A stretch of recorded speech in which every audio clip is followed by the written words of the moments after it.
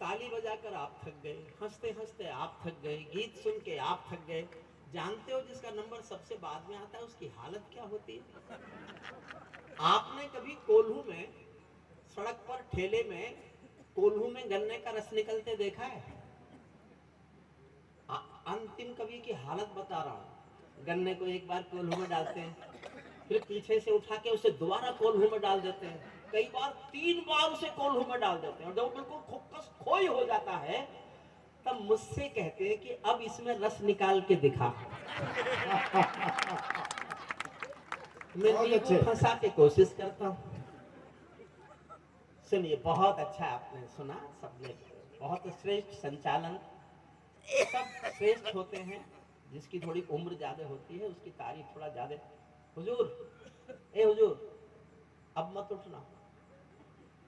आज्ञा हो तो मैं भी छेड़ूं वीणा की झंकार व भय, आज्ञा हो तो मैं भी छेड़ूं वीणा की झंकार व भय, और समय से कह दूंगा और कमे से कह दूं झूमे नाचेगा मल्हार व भय। मुझको मां शक्ति ने दी है प्राणों में हुंकार व भय, और विधाता ने सौंपी है अधरों को ललकार व भय। मैं तो मां वीणा पानी से केवल ज्ञान मांगता हूँ, जनगण मन की पीड़ा गाने का वरदान मांगता हूँ, जनगण मन की पीड़ा गाने का वरदान। ये राम का मंच है, समझिए प्रभु का मंच है, तो हम सब कभी इस पर बैठे तो हमारा सबका सौभाग्य ही है। और अब जिस कमेटी ने ये अवसर दिया हम उसके आभारी हैं। मैंने 1992 में एक राम पर कविता लिखी थी, तब मैं पढ़ता फिरा, घूमा फिरा, काफी पढ़ा मैंने भगवान राम पर, तो मुझे 2-3 बोध कथाएं पढ़ने को मिली। किसने लिखी है वो मुझे नहीं पता, लेकिन मैंने जब अलग अलग यूनिवर्सिटीज में राम पर बहुत किताबें पढ़ी तो 3 बोध कथाएं मुझे पढ़ने को मिली। मैं उनकी चर्चा इसलिए कर रहा हूं पहले कि भगवान राम का मंच। एक कथा यह है कि जब पुल बनाने का काम शुरू हुआ तो नल नील ने जिन पत्थरों पर राम लिखा वो पत्थर तैरने लगे। ये सब कथा आप जानते हैं, लेकिन शायद ये कथा आप नहीं जानते कि राम ने अचानक एक दिन देखा कि एक गिलहरी पेड़ से उतरी, सागर में गई, पानी में भीगी, और बाहर निकलकर भीगे बदन से रेता लपेटा, उसको जाके सागर में धो दिया, फिर बाहर निकली, फिर रेता लपेटा, फिर सागर में धोया, और ये बार बार करने लगी। भीतर जाए पानी में भीगे और रेता लपेटे और जाके सागर में धो दे। राम बैठे देख रहे हैं। राम ने पूछा, देवी क्या कर रही हो? गिलहरी तन के खड़ी हो गई, आपको दिखाई नहीं देता? भगवान बनते हो? मैं आपके लिए पुल बना रही हूं।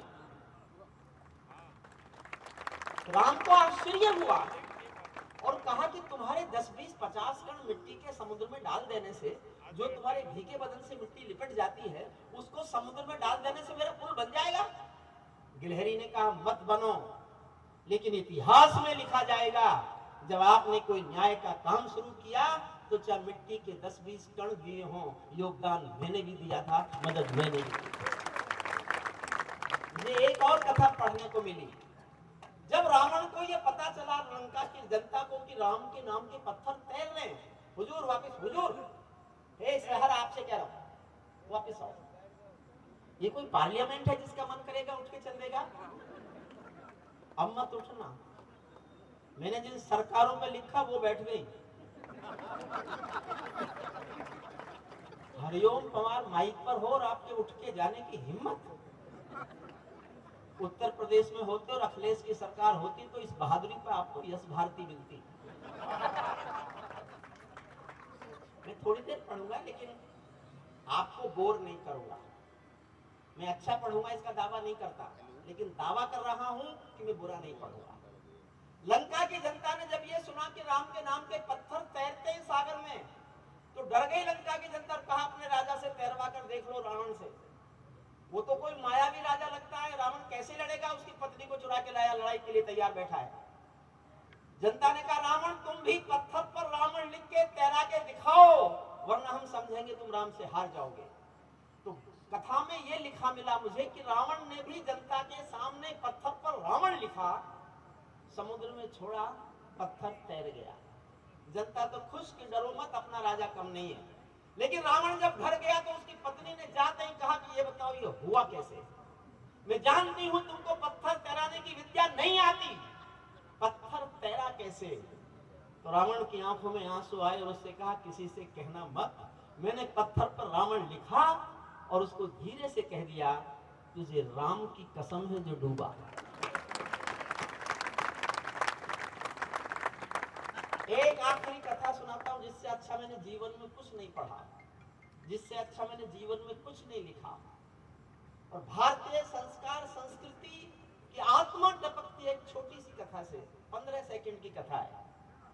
सीता को चुराने के बाद रावण रोज रोता था, रोज सिसकता था, तड़पता था, केवल इसलिए कि सीता उसको एक बार आंख उठाकर देख ले। सीता ने कभी उसको आंख उठाकर देखा नहीं। ये पीड़ा रुलाती थी रावण को। तो रावण की पत्नी ने अपने पति को रोता देखकर कहा, देखो तुमने पाप तो किया है, सीता को चुराना तुम्हारा पाप है, लेकिन मैं तुमको एक बात बता सकती हूँ, कला बता सकती हूँ कि तुम सीता तुमको देख ले। तुम तो मायावी हो, मामा को सोने का हिरण बना सकते हो, तो तुम राम का चेहरा लगाकर अशोक वाटिका चले जाओ। सीता समझेगी राम खोजते खोजते आ गए, देख लेगी तुम्हारी तरफ। पानीपत वासियों ध्यान से सुनना मेरी आखिरी बात। इतना सुनते ही रावण और तड़प के रोया और उसने अपनी पत्नी से कहा कि देवी, ये कोशिश तो मैंने सीता को चुराने के बाद कई बार की, लेकिन मैं जैसे ही राम का चेहरा लगाता हूं, मुझे हर पराई स्त्री में अपनी मां दिखाई देने लगती। ये है भारतीय संस्कृति। इस मंच पर मंचन हुआ होगा, इसलिए मैंने ये 3 बोध कथाएं मुझे कविता लिखने के लिए मिली थी, तब मैंने सुना दी आप सबसे।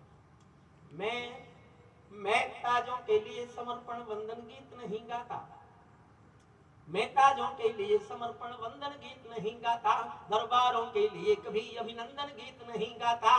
गौन भले हो जाऊं लेकिन मौन नहीं हो सकता मैं।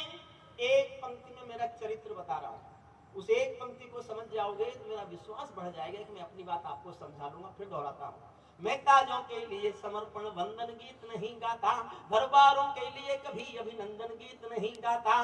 गौन भले हो जाऊं लेकिन मौन नहीं हो सकता मैं। पुत्र मोह में शस्त्र त्याग कर द्रोण नहीं हो सकता मैं। पुत्र मोह में शस्त्र त्याग कर द्रोण नहीं हो सकता मैं। कितने ही पहरे बैठा दो मेरी क्रुद्ध निगाहों पर, मैं दिल्ली से बात करूंगा भीड़ भरे चौराहों पर। सत्ता का आकर्षण मेरी भूख नहीं, शाल दुशाला चंदन मेरी भूख नहीं। सरकारी अभिनंदन नहीं चुने मैंने, राजनीति के बंधन नहीं चुने मैंने। पद्म पुरस्कारों की चाह नहीं करता, दरबारों की मैं परवाह नहीं करता। कलम सिपाही बनकर जिंदा रहता हूँ, भूखे बच्चों से शर्मिंदा रहता हूँ, भूखे बच्चों से शर्मिंदा रहता हूँ। पगडंडी से लाल किले तक जाता हूँ, झुग्गी झोपड़ियों के आंसू गाता हूँ, लेकिन दरबारों में कभी का शीश नहीं झुकने दूंगा। एक पंक्ति की कविता है, पूरे सदन का मन मांगता हूँ, लेकिन दरबारों में कभी का शीश नहीं झुकने दूंगा। कविता का सिंहासन से संग्राम नहीं रुकने दूंगा, कविता का संग्राम। देखो, मैं अब तक ये देख रहा था कि आप कितने तैयार हैं अभी भी सुनने के लिए। मैं थोड़ा इनसे ज्यादा पढ़ा लिखा कवि हूँ। ये तो बिहार का टॉपर है, मैं सच बता रहा हूँ, ये हंसी की बात नहीं। मैं बहुत बार पानीपत आया हूँ, शायद आप जानते भी होंगे। मैंने आज से 30 साल पहले एलएलडी की थी, जो दुनिया में कानून की आखिरी पढ़ाई है। जब मैंने एलएलडी की, मुझसे फोन पे बोला क्या किया भाई साहब, मैंने कहा एलएलडी। तो मुझसे बोला आप बीएड नहीं कर सकते थे? मुझे उस दिन पता चला इसने टॉप किया बिहार में। तो आपको पढ़ाना ही था। अब पढ़ाता हूँ मैं, तुमको नहीं पढ़ा पाया तो और किसको पढ़ा पाया। आप इसका चेहरा देखो ध्यान से। अच्छा, आपको सचमुच मायावती जी का छोटा भाई नहीं लगता? जब इसी बात पे हंसी आ जाती है तो कविता की जरूरत कहाँ थी। लेकिन एक बात सुन लो ध्यान से, आप जिसके साथ खुल के हंस सकते हो, मैं हंसी का विरोधी नहीं हूं, लेकिन इस सत्य को मत भूल जाना जो मैं कहने जा रहा हूं। आप जिसके साथ खुल के हंस सकते हो, उसके साथ केवल 24 घंटे बिता सकते हो, इससे अधिक 1 मिनट नहीं बिता सकते, केवल 24 घंटे। लेकिन जिसके साथ आप खुलकर रो सकते हो, उसके साथ पूरी जिंदगी काटी जा सकती है, यह सत्य है। आप ताली बजाएं तो जोरदार बजाएं, ताकि हास्य का भी सम्मान हो और उसके विरोध का भी सम्मान हो। अब मन से सुनिएगा, ये मैं इनके पोस्टर हटा रहा हूं धीरे धीरे। इतना जमते हैं क्या? चारों के चारों जमने पे लग गए। जब इनको मालूम था कि मैं बैठा हूं काहे मेहनत कर रहे थे इतनी भाई? टाइगर जिंदा है। अगर टाइगर ऐसे होते तो मोदी जी क्या ले आए?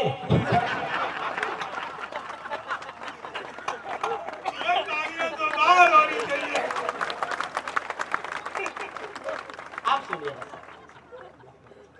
मैं कहूंगा बाद में भालू जी।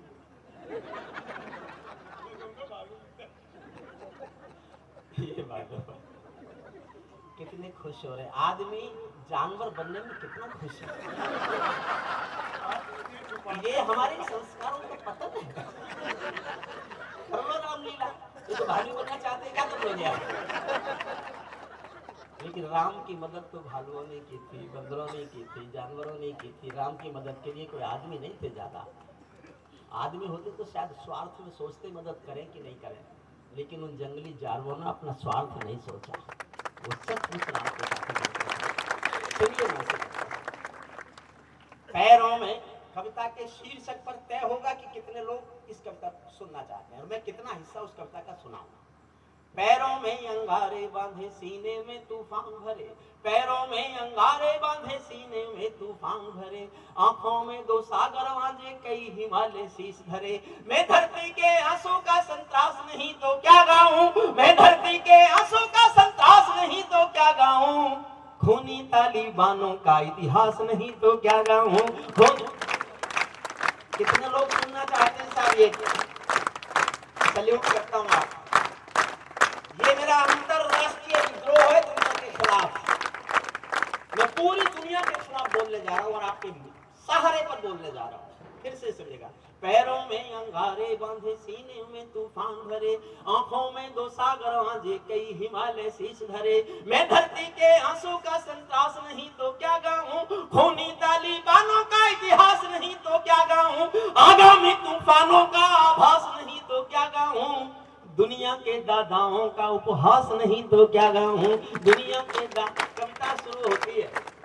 नई सदी परमाणु बम के गहने पहने बैठी है, नई सदी परमाणु बम के गहने पहने बैठी है, घायल धरती माँ अंबर से पीड़ा कहने बैठी है, पुरवैया बम बंदूकों का जहर उगलते देखी है, विस्फोटों की गर्म हवा से नदी उबलते देखी है, नदी समंदर घाटी पर्वत झरने सब बेनूर मिले, कुदरत की सुंदरता के आभूषण चकनाचूर मिले, कुदरत की सुंदरता के आभूषण चकनाचूर मिले।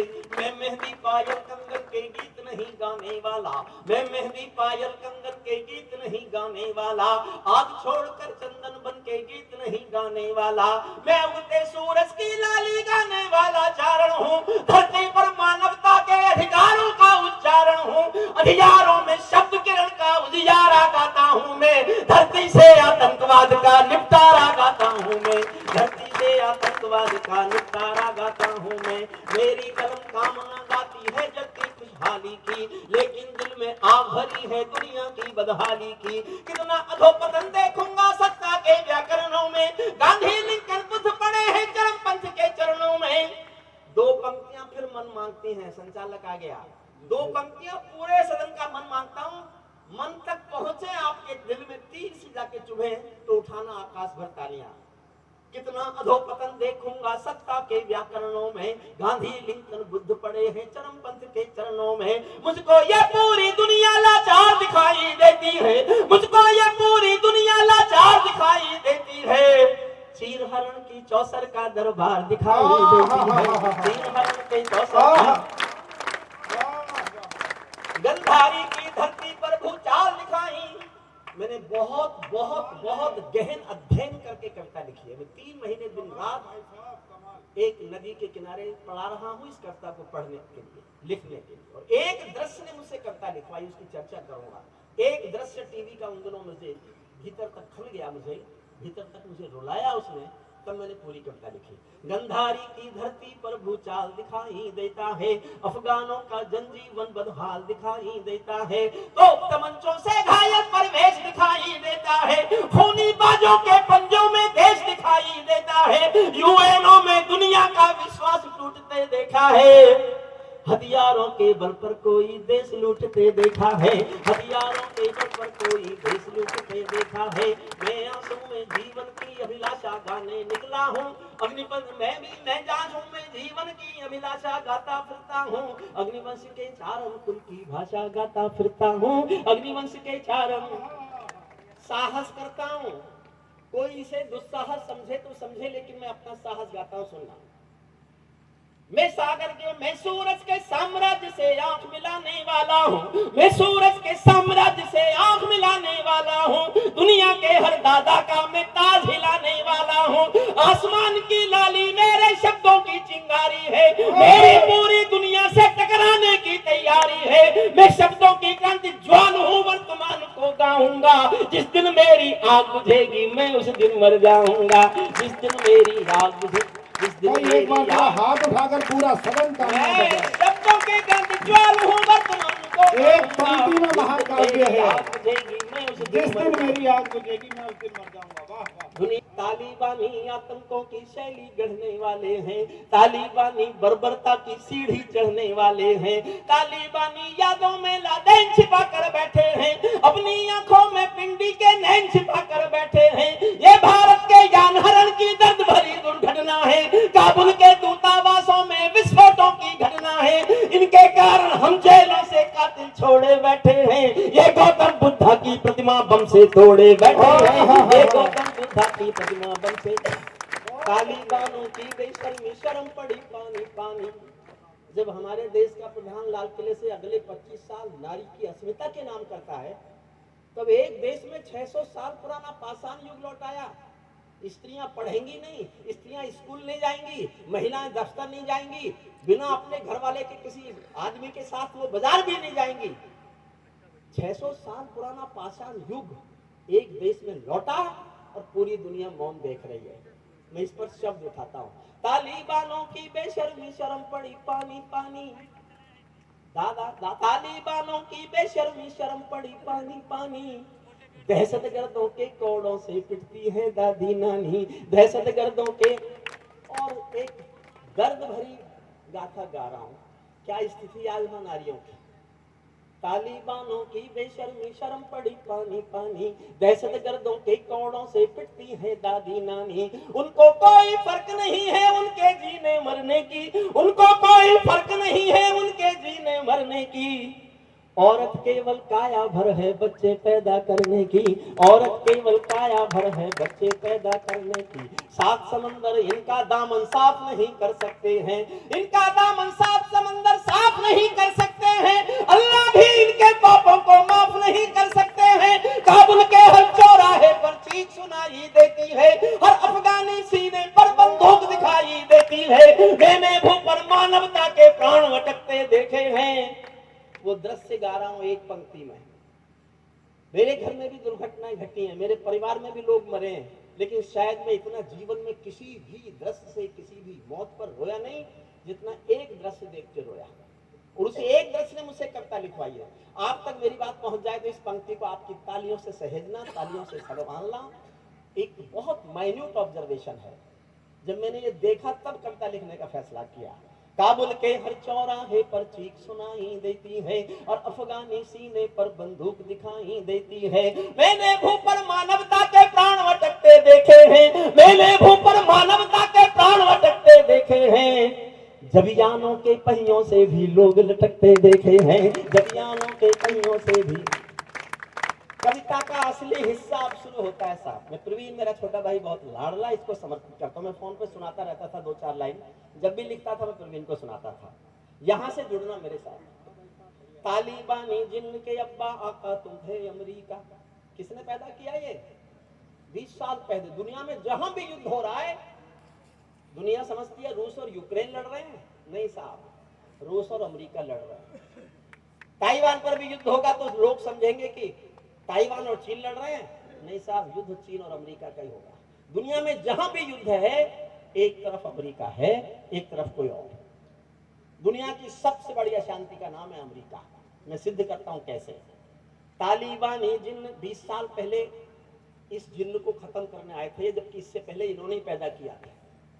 तालिबानी जिनके अब्बा आका तुम थे अमेरिका, जोश देना मुझे मेरे साथ। तालिबानी जिनके अब्बा आका तुम थे अमेरिका, तालिबानी जिनके अब्बा आका तुम थे अमेरिका, इनको रूस से लड़वाने के खाका तुम थे अमेरिका, इनकी ट्रेनिंग इनका पोषण भूल गए क्या अमेरिका, अपनी खुदगर्जी में शोषण भूल गए क्या अमेरिका, तुमको अपने पापों के ही अंक मिले हैं अमेरिका, अपने पाले सांपों के ही डंक मिले हैं अमेरिका, अपने पाले सांपों के ही डंक मिले हैं अमेरिका। आतंकों के साए को तुम हाथ हिलाकर चले गए, जिनका तुमने अंत लिखा था उन्हें जिलाकर चले गए। भोले भाले अफगानों का हृदय, 3 लाइन बहुत मन से आप तक पहुंच जाए तो तालियां कम मत करना। जिनका तुमने अंत लिखा था उन्हें जिलाकर चले गए। भोले भाले अफगानों का हृदय तोड़कर चले गए, जहरीले सांपों के घर में दूध छोड़कर चले गए। जिस दिन काबुल से अमेरिकी हाथ छूटते देख लिया, हमने दुनिया के दादा का दम्भ टूटते देख लिया, हमने दुनिया के दादा का दम्भ टूटते। मैं दुनिया को बदलाता हूँ अमेरिका की चतुराई, दोहा में ही लिख डाली थी समझौते की चौपाई। और 2 लाइन फिर ताली मांगती हैं, ये समझौता नहीं समर्पण कर बैठे हो अमेरिका, ये समझौता नहीं समर्पण कर बैठे हो अमेरिका, अपनी महाशक्ति का तर्पण कर बैठे हो अमेरिका, अपनी महाशक्ति का तर्पण कर बैठे हो अमेरिका। क्या अमेरिका यूं ही अपने रिश्ते नाते तोड़ गया, अपने हथियारों को हेलीकॉप्टरों को छोड़ गया? सच तो ये है अमेरिका ने बहुत दोगला बेच दिया, भोले भाले अफगानों को तालिबान को बेच दिया, भोले भाले अफगान। हारा तो भारत भी है। वाह वाह वाह। अभी तो अतुल जी, अभी तो हमारे शहर की शान वान आ रही है। मैं जानता हूं आपको क्या अच्छा लगेगा। प्लीज वापस लौटिए, 2 मिनट बैठिए, 2 मिनट सब बैठिए, प्लीज वापस आइए, वापस आइए साहब, नहीं वापस आ जाइए, वापस आइए, वापस आएंगे, ये सब अच्छे लोग हैं। प्लीज 2 मिनट बैठ जाइए। मुझे इसमें जो करना है वो तो मैंने अभी शुरू ही नहीं किया। मैंने आपको कुर्सियों से ऊपर नहीं उछाला तो मैं काहे का हरिओम पवार उठा लूंगा कुर्सियों से ऊपर आपको, और नहीं उछाल पाया तो आज मेरा अंतिम कवि सम्मेलन। मैं ऐसे ही नहीं जी रहा 45 साल से इस जिंदगी। 2 लाइन सुन लीजिए, उसके बाद आप कुर्सी पे बैठे रह गए तो मेरा कविता पाठ पढ़ना क्या कहना चाहिए उसको, बेकार, बेकार, निरर्थक, निरर्थक, और पेमेंट भी नहीं। अरे बताऊंगा मैं, तुम जम गए थे ना ज्यादा, मैं तुम्हें सिखाऊंगा जमना कैसे होता है। 2 लाइन और पढ़ लो बस कविता की, फिर तो जमना ही जमना है। हारा तो भारत भी है, भारत का सदव्यवहार गया, गया तो व्यापार है साहब। हमने उनकी पार्लियामेंट बनाई, उनकी सेक्रेटरी सब हमने बनाई, वहां की सड़कें हमने बनाई, और हमको वहां से आना पड़ा वापस, सब कुछ छोड़ के आना पड़ा। व्यापार शब्द लिखना अच्छा नहीं लगता, इसलिए मैंने सदव्यवहार लिखा है। 4 लाइन सुनना, शुद्ध कविता की पंक्तियां हैं। हमारी असमंजसता, कंफ्यूजन, क्या करे भारत? फिर भी आज अगर अफगानिस्तान के लोग भूखे नहीं मर रहे, उसके लिए गेहूं हम भेज रहे हैं, अनाज भारत से जा रहा है। और जानते हो किन शर्तों पर जा रहा है? शायद आप सब नहीं जानते होंगे। पाकिस्तान की बॉर्डर क्रॉस किए बिना हम अफगानिस्तान नहीं पहुंच सकते, तो पाकिस्तान ने इस शर्त पर अनुमति दी कि आपके ट्रक मेरी बॉर्डर तक आएंगे, इस बॉर्डर से वो अनाज पाकिस्तान के ट्रकों में शिफ्ट होगा, और अफगानिस्तान में पाकिस्तान के ट्रक जाएंगे, उनमें आधे भेजता है, आधे चुराता है। भारत ये जानता है, फिर भी भारत ये चाहता है कि भूखे लोग पाकिस्तान के भी ना मरें। ये भारत की संस्कृति। और साहब, आज तिरंगा जितना सम्मानित है, इतना पिछले 70 साल में कभी नहीं था। रूस यूक्रेन के युद्ध में जिनके हाथ में तिरंगा था, वो दुनिया का सबसे बड़ा पासपोर्ट था, जिस पर रूस भी झुकता था, जिस पर यूक्रेन भी झुकता था। असमंजसता की 4 लाइन सुनना। हारा तो भारत भी है, भारत का सदव्यवहार गया, जैसे शकुनी के पासों से धर्म युधिष्ठिर हार गया। भारत असमंजसता वाली पीर समेटे बैठा है, भारत असमंजसता वाली पीर समेटे बैठा है, जैसे माधव पंचाली का चीर समेटे बैठा है, जैसे माँ। मेरा संकट काल खत्म। अब नहीं कहूंगा एक बार भी ताली बजाओ, अब मैं चुनौती देता हूं कि ताली बजाने से खुद को रोक के दिखा सको तो रोक के दिखाओ। और अंतिम हिस्सा सुना रहा हूं, जब उनके पास अफगानिस्तान आ गया पूरा तालिबानियों के पास, तो उनके प्रेस प्रवक्ता ने एक बयान दिया था। जो लोग टीवी सुनते हैं, न्यूज में इंटरेस्ट रखते हैं, उन्होंने सबने सुना होगा। उन्होंने प्रेस प्रवक्ता ने बयान दिया टीवी पर कि we have got our motherland and Kabul and our country both, our next target is the freedom of jihadis in Jammu and Kashmir. We will support the fighting freedom of the Jammu and Kashmir. Due to brotherhood, we will support out of town. अरे मैंने कहा अच्छा, अफगानिस्तान ले लिया तो अब तुम कश्मीर की ओर आओगे, यहाँ आजादी दोगे? तब मैं अंतिम छंद दुनिया की राजनीति को सुना रहा हूँ भारत की ओर से। इस समय पूरा भारत एक है, इसमें राजनीति मत खोजना, राजनीति मत खोजना। भारत क्या कह सकता है, मैं वो कहने की कोशिश कर रहा हूँ। तालिबानो अपने घर में नाचो कूदो खेल करो, तालिबानी अपने घर में नाचो कूदो खेल करो, जिससे चाहो जंग करो तुम, जिससे चाहो मेल करो, लेकिन मेरे कश्मीर के सबंध देखना बंद करो, लेकिन मेरे कश्मीर के सबंध देखना बंद करो, पाकिस्तानी गरम तवे पर हाथ सेकना बंद करो, पाकिस्तानी गरम तवे पर हाथ सेकना बंद करो। तालिबानी अब्बा चाचा जो भारत में आएंगे, ओसामा की तरह कफन के दिन बनाए जाएंगे, ओसामा की तरह कफन के दिन बनाए जाएंगे। हम घाटी में आतंकी अभियान को चलकर रख देंगे, कोयल के घर कौवों का रुमान को चलकर रख देंगे, जो घुसपैठी घाटी में बारूदी गर्म हवा देंगे, हम उनको जन्नत की 70 हूरों से मिलवा देंगे, हम उनको जन्नत की 70 हूरों से मिलवा देंगे, हम उनको जन्नत की। आपकी माला नहीं चाहिए साहब, मुझे जनता खड़ी चाहिए। आगे सुनना, खड़ी चाहिए। मुझे गलत आदत पड़ गई है, वो एक दिन में ठीक नहीं हो सकती। चंद किराए के ये गुंडे और अच्छा लगे तो झूमना उठ जाता। चंद किराए के ये गुंडे और तमंचे पिंडी के सौदागर बनकर बैठे हैं आतंकों की मंडी के। पहले इनको संविधान की परिभाषा में समझा दो, ना समझे तो फिर बुलडोजर की भाषा में समझा दो, ना समझे तो कहने से खड़े होते हो। एक बार जरा हाथ उठाकर लगना चाहिए कि श्री रामलीला कमेटी का देवी मंदिर का उत्सव हो रहा है। क्या कहने हैं? वाह वाह वाह। चंद किराए के ये गुंडे और तमंचे। 2 मिनट बैठिए, ये प्रक्रिया आपको दोहरानी भी पड़ेगी। मैं नहीं दोहरवा पाया तो फिर मैं काहेगा हरि ओम पवार। चंद किराए के ये गुंडे और तमंचे पिंडी के सौदागर बनकर बैठे हैं आतंकों की मंडी के। पहले इनको संविधान की परिभाषा में समझा दो, ना समझे तो फिर बुलडोजर की भाषा में समझा दो। बंदूकों की गोली का उत्तर सद्भाव नहीं होता, हत्यारों के लिए अहिंसा का प्रस्ताव नहीं होता। कोई विषधर कभी शांति के बीज नहीं बो सकता है, और भेड़िया शाकाहारी कभी नहीं हो सकता है, और भेड़िया शाकाहारी कभी नहीं हो सकता है। धरती पर हत्यारे बंदूकों ने तर्पण नहीं किया, दुनिया में आतंकवाद ने कभी समर्पण नहीं किया। ये केवल कुचला जाता है, दूसरी राह नहीं होती। संकल्पों के निर्णय को जग की परवाह नहीं होती। जिस दिन भारत आतंकों पर पूर्ण विजय पा जाएगा, उस दिन पाकिस्तान हमारे चरणों में आ जाएगा, उस दिन पाकिस्तान हमारे चरणों। भारत ने हम समझौते का आदी बनना छोड़ दिया, भारत ने हर समझौते का आदी बनना छोड़ दिया, भारत ने हर समझौते का आदी बनना छोड़ दिया। नेहरू जी ने डाला था जो सांप गले से हटा दिया, उरी का उत्तर घर में घुसकर चोट से देना सीख लिया, पुलवामा का उत्तर बालाकोट से देना सीख लिया, पुलवामा का उत्तर बालाकोट। रावलपिंडी के दिल में जब खोट दिखाई देता है, उनको सपनों में भी बालाकोट दिखाई देता है। हमने डर को कूटनीति से दूर हटाकर रखा है, हमने डर को कूटनीति से दूर हटाकर रखा है। दिल्ली के सिंहासन पर एक शेर बिठा कर रखा है, दिल्ली के सिंहासन, दिल्ली के सिंहासन पर एक शेर बिठा कर रखा है।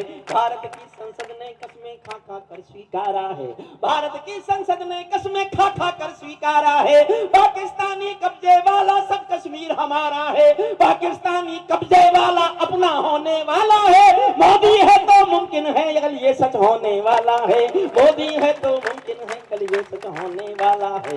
हम भी दुनिया के दादा है, गीत सुनाता फिरता हूँ, अग्निवंश के चारण कुल की भाषा गाता फिरता हूँ। भगवान जी के पास गया और वहां पूजा की, भोले बाबा की पूजा की। हमारे भोले बाबा तो बहुत दयालु हैं, जल्दी खुश हो जाते हैं।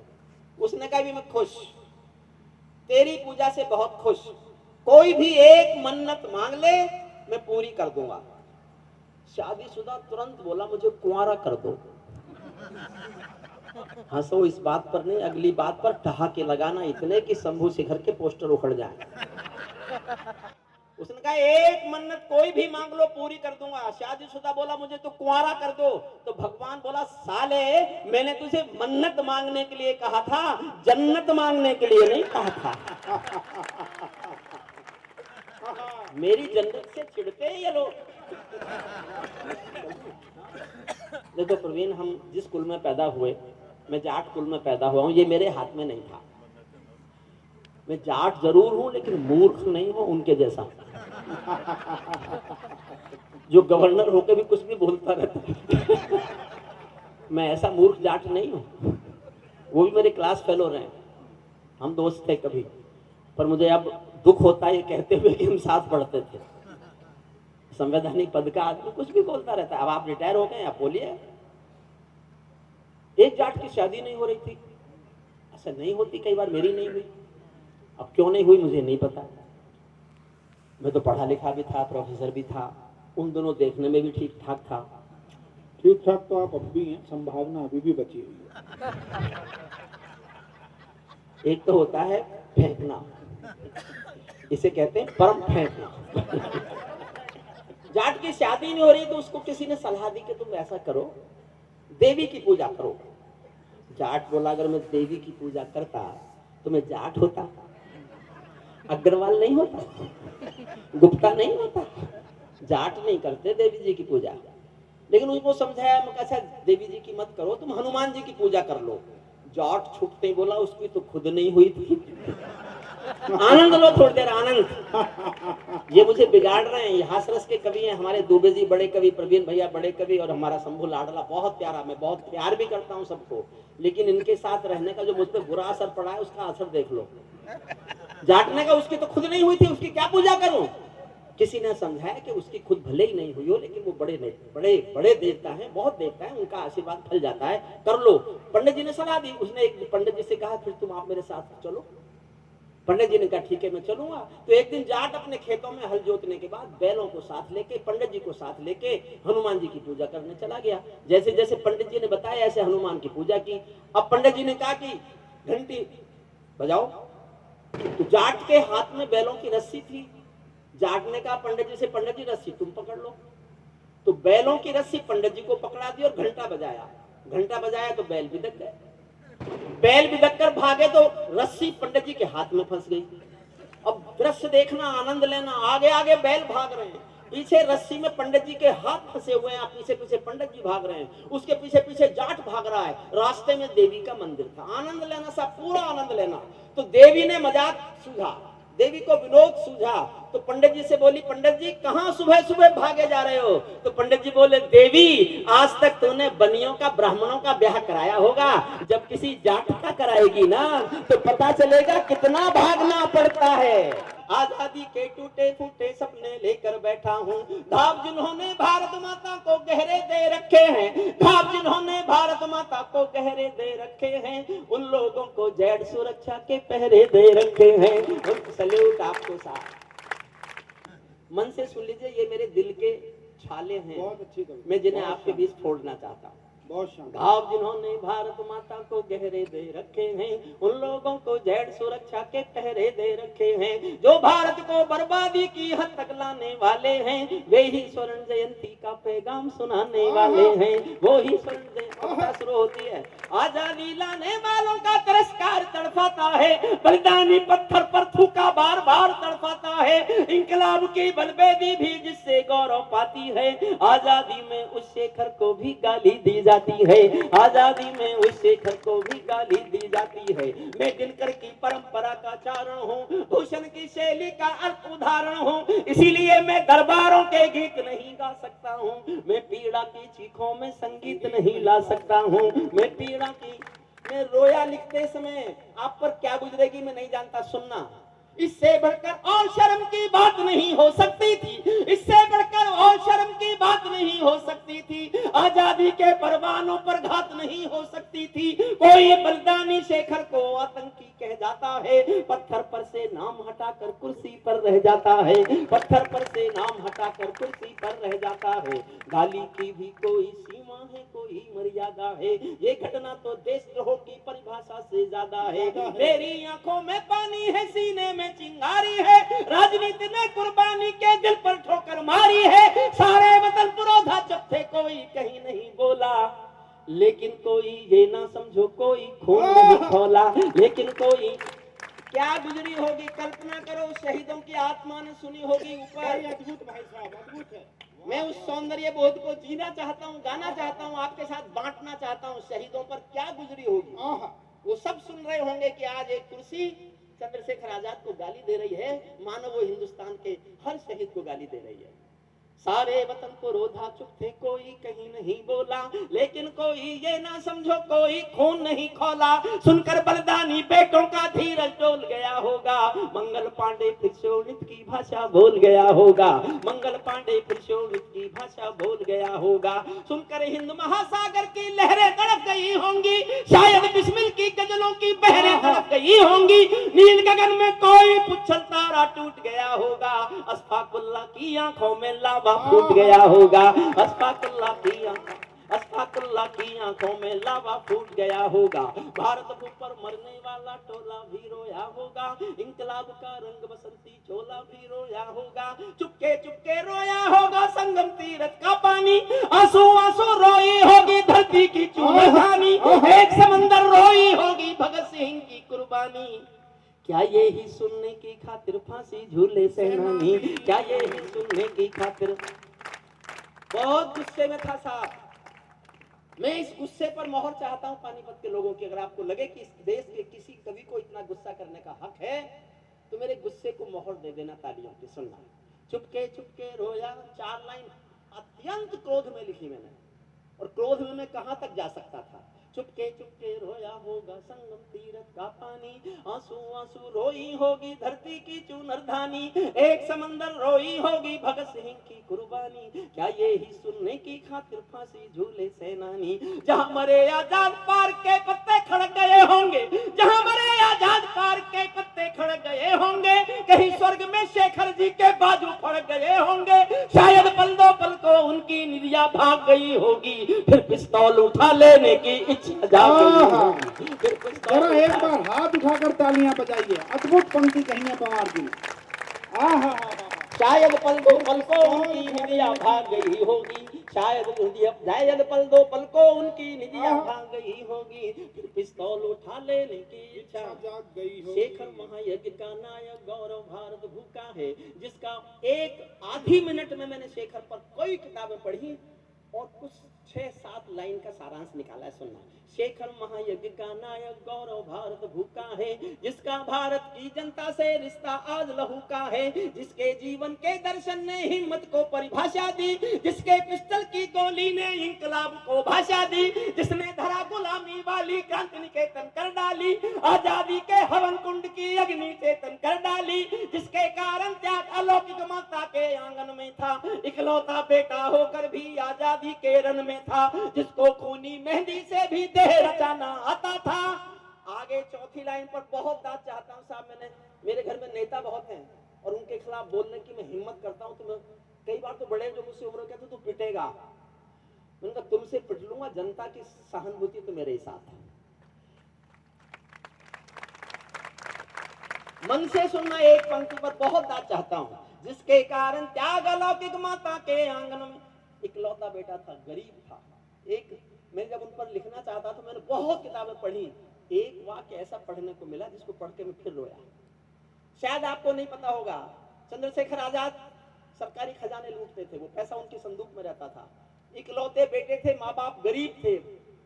भाबरा एक जगह है झाबुआ जिले में, मध्य प्रदेश में। 70 साल में कोई पहली बार हिंदुस्तान का प्रधानमंत्री नरेंद्र मोदी उनके घर गया, उनका स्मारक बनवाया जाकर के उनके गांव में। पहली बार किसी प्रधान ने वहां जाने की कोशिश नहीं की। किसी ने आके कहा कि चंद्रशेखर तुम जानते हो तुम्हारे माँ बाप किस हाल में हैं, रोटी नहीं है खाने को, घर में इतनी गरीबी है, इस संदूक से कुछ पैसा घर भेजो यार, माँ बाप रोटी तो खाएं। तो चंद्रशेखर आजाद दो वाक्य बोले, एक आंख में पानी भरकर और दूसरा वाक्य आंख लाल करके। पहला वाक्य बोला कि देखो क्या माँ बाप सिर्फ मेरे हैं और क्रांतिकारियों के नहीं हैं, इसलिए इस संदूक में से तो एक पैसा दूंगा नहीं, तुम मुझे खबर कर देना आके रोटी नहीं खिला सको गांव वालों, तो मैं किसी दिन रात के अंधेरे में आऊंगा और माँ बाप के सीने में अपने पिस्तौल से 2 गोली उतार कर चलाऊंगा। उसको गाली देगी कोई राजनीति, उसको गाली देगी। एक पंक्ति पर इसलिए मन मांगता सुना, जिसके कारण त्याग अलौकिक माता के आंगन में था, इकलौता बेटा होकर भी आजादी के रन में था, जिसको खूनी मेहंदी से भी देह रचाना आता था, आजादी का योद्धा केवल चले चबे ना खाता था। अब तो नेता परवर सड़कें शहरों को खा जाते हैं और पुलों के शिलान्यास में नहरों को खा जाते हैं। अब तो नेता परवर सड़कें शहरों को खा जाते हैं। आजादी के कारण जो गौरों से बहुत लड़ी है जी, शेखर की पिस्तौल किसी तीरथ से बहुत बड़ी है जी, शेखर की पिस्तौल किसी तीरथ से। अब मैं एक शब्द पढ़ता हूँ, ताकि जय के नारे गाने वाले हैं, राष्ट्रवाद की गरिमा गौरव ज्ञान सिखाने वाले हैं, जो छोटी छोटी बातों पर संसद में अड़ जाते हैं, श्री राम मंदिर मुद्दे पर सड़कों पर लड़ जाते हैं, 60 दिनों तक स्वर्ण जयंती रथ लेकर जो घूमे थे, आजादी की यादों के पत्थर पूजे थे, चूमे थे, इस घटना पर चुप बैठे थे, सबके मुंह पर ताले थे, तब गठबंधन क्यों नहीं तोड़ा जो तुम हिम्मत वाले थे, तब गठबंधन क्यों नहीं तोड़ा। ये आप भी ईमानदार और मैं भी ईमानदार, मिला सर्टिफिकेट। इस घटना पर चुप बैठे थे, सबके मुंह पर ताले थे, तब गठबंधन तोड़ा होता जो तुम हिम्मत वाले थे, तुम सत्ता में शामिल थे, 2 टूक डांट भी सकते थे, जो जीभ शहीदों पर थूके वो जीभ काट भी सकते थे, जीभ शहीदों पर थूके। वाह वाह सल्यूट आप वाह अंतिम संगीतकर्ता का सुनिए, वाह वाह वाह। जो सीने पर गोली खाने को आगे। साहब इस प्यार से मेरी उम्र बढ़ती है, मैं 3 साल से मित्रों से कह रहा हूँ मैं कब सम्मेलन छोड़ना चाहता हूँ, लेकिन आपका ऐसा प्यार मिलता है और मैं 1 साल आगे और बढ़ा लेता हूँ। मुझे नहीं पता कब तक बढ़ाएगा, कब तक बढ़ेगी ये, लेकिन मेरी उम्र बढ़ती है इस तरह से आपका प्यार पाकर। जो सीने अंतिम छंद सुनना, जो सीने पर गोली खाने को आगे बढ़ जाते थे, भारत माता की जय कहकर फांसी पर चढ़ जाते थे, जिन बेटों ने आजादी के लिए जवानी दे डाली, आजादी के हवन कुंड के लिए कहानी दे डाली, दूर गगन के तारे उनके नाम दिखाई देते हैं, उनके स्मारक भी चारों धाम दिखाई देते हैं, उनके स्मारक भी चारों धाम दिखाई देते हैं। वे देवों की लोक, सबसे अच्छी पंक्तियां सुनना मेरी इस कविता की, वे देवों की लोकसभा के अंग दिखाई देते हैं, वे देवों की लोकसभा के अंग बने बैठे होंगे, वे देवों की लोक। आप किसको गाली दे रहे हो? मैं बताता हूं वो लोग कहां हैं, और तुम्हारा सबको पता है कल के बासी अखबारों में मिलने वाले हो। राजनीति कल के बासी अखबारों की चीज है, उनका स्थान बताता हूं आपको।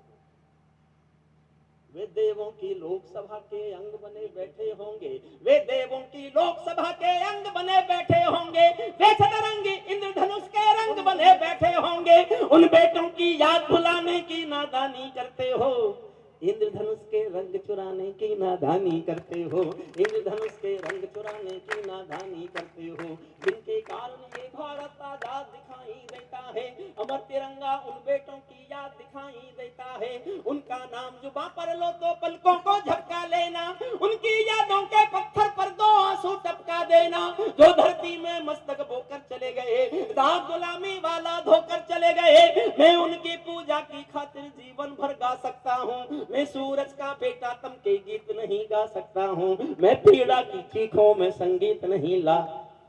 4 मिनट और मांगता हूँ, बस ये मेरे मन से सुनिएगा। आदरणीय प्लीज, आपसे भैया कह रहा हूँ, एक प्लीज इधर मुंह करो मेरी तरफ, ऐसे बैठो। आप पीछे की तरफ मुंह क्यों कर रहे हो? क्या विशेष आपको कोई दिव्य शक्ति प्राप्त है कि इधर से भी सुन लेते हो? मैं केशव का 5 जन्म भी गहन मौन में खोया हूँ, उन बेटों की याद कहानी लिखते लिखते रोया हूँ, उन बेटों की याद कहानी लिखते लिखते रोया हूँ, जिस माथे की कुमकुम बिंदी वापस लौट नहीं पाई, चुटकी झुमके पायल ले गई कुर्बानी की यमराई, कुछ बहनों की राखी जल गई है बर्फीली घाटी में, वेदी के गठबंधन मिल गए हैं करगिल की माटी में, पर्वत पर कितने सिंदूरी सपने दफन हुए होंगे, 20 बसंतों के मधुमासी जीवन हवन हुए होंगे, टूटी चूड़ी धुला महावर रूठा कंगन हाथों का, कोई मोल नहीं दे सकता बासंती जज्बातों का, कोई मोल। सबर्थन आपका बहुत बहुत सल्यूट। कोई टूटी चूड़ी धुला महावर रूठा कंगन हाथों का, कोई मोल नहीं दे सकता बासंती जज्बातों का, जो पहले पहले चुंबन के बाद लाम पर चला गया। एक पल का एहसास जीना मेरे साथ, जो पहले पहले चुंबन के बाद लाम पर चला गया, नई दुल्हन की सेज छोड़कर युद्ध काम पर चला गया, उसको भी मीठी नींदों की करवट याद रही होगी, खुशबू में डूबी यादों की सलवट याद रही होगी, खुशबू में। और साहब, मैं अपने छोटे भाइयों को समर्पित करता हूँ, तीनों छोटे भाई और बिटिया, मेरे जीवन की सर्वश्रेष्ठ पंक्ति। मैं आज भी रामलीला के मंच पर दिल से बोलता हूं, मैंने जीवन में केवल एक लाइन अच्छी लिखी है, मुझे जी भरकर तालियों से आशीर्वाद देना, मैंने ऐसी एक लाइन और लिख ली तो मैं घोषणा कर दूंगा मैं कवि हो गया हूं। जीवन की सबसे अच्छी पंक्ति पढ़ रहा हूं, सुनना। उनको भी मीठी नींदों की करवट याद रही होगी, खुशबू में डूबी यादों की सलवट याद रही होगी, उन आंखों की दो बूंदों से सातों सागर हारे हैं, उन आंखों की दो बूंदों से सातों सागर हारे हैं, जब मेहंदी वाले हाथों ने मंगलसूत्र उतारे हैं, जब मेहंदी। कल्पना करो जिस घर में गुजरी होगी क्या हुआ होगा। उन आंखों की दो बूंदों से सातों सागर हारे हैं, जब मेहंदी वाले हाथों ने मंगलसूत्र उतारे हैं, गीली मेहंदी रोई होगी चुपके घर के कोने में, ताजा काजल छूटा होगा चुपके चुपके रोने में, जब बेटे की अर्थी आई होगी सोने आंगन में, शायद दूध उतरवाया हो बूढ़ी माँ के दामन में, शायद दूध उतरवाया हो बूढ़ी माँ के दामन में, वो विधवा पूरी दुनिया का बोझा सर ले सकती है। सारे संसार में किसी भी मजहब में स्त्री अर्थी को कंधा नहीं देती, पूरी दुनिया का रिवाज है ये, किसी भी धर्म का। भारत में, राजस्थान में भरतपुर के पास एक गांव है अजान, ये कल्पना नहीं है, सत्य बोल रहा हूं। एक बेटा शहीद हुआ वीरेंद्र सिंह, जिस दिन सेना उसका पार्थिव शरीर लेकर आई, उसकी पत्नी का नाम है गायत्री देवी, मैं उनके सम्मान में जा चुका हूं इसलिए मैं इस घटना की सच्चाई जानता हूं। जब पार्थिव शरीर सेना लेके आई गांव, तो गांव वालों की मर्जी के खिलाफ, सेना के अफसरों की मर्जी के खिलाफ, उसकी पत्नी ने शादी के दिन वाले कपड़े पहने और शमशान घाट तक अपने पति की अर्थी को कंधा दिया, अपने पति की अर्थी को कंधा दिया। ये दुनिया की पहली घटना थी। दुनिया में कोई घटना पहली बार घटे वो तो स्वयं एक महाकाव्य, उसको कोई क्या लिखेगा। फिर भी मैंने एक लाइन लिखी है, एक लाइन लिखी है, सुनिएगा। जब बेटे की अर्थी आई होगी सोने आंगन में, शायद दूध उतर आया हो बूढ़ी माँ के दामन में, वो विधवा पूरी दुनिया का बोझा सर ले सकती है, वो विधवा पूरी दुनिया का बोझा सर ले सकती है, जो अपने पति की अर्थी को भी कंधा दे सकती है, जो अपने पति की अर्थी को भी कंधा दे सकती है। मैं ऐसी हर देवी के चरणों में शीश झुकाता हूँ, इसीलिए मैं कविता को हथियार बनाकर गाता हूँ, इसीलिए मैं कविता को हथियार बनाकर गाता हूँ। जिन बेटों ने पर्वत काटे हैं अपने नाखूनों से, कल्पना करो कैसे लड़ते होंगे। और अब एक चर्चा चली है साहब कि नई फौज की भर्ती जिनकी होगी उनको पेंशन नहीं मिलेगी। मैं जनता का कवि हूं, जनता की ओर से बोलता हूं, अगर इस देश में देश की रक्षा करने वाली वर्दियों के फौजियों को पेंशन नहीं मिलेगी तो पेंशन विधायकों और सांसदों को भी नहीं मिलने दी जाएगी। इस देश में यह आंदोलन नहीं मिलने दी जाएगी। जिन बेटों ने पर्वत काटे हैं अपने नाखूनों से, उनकी कोई मांग नहीं है दिल्ली के कानूनों से।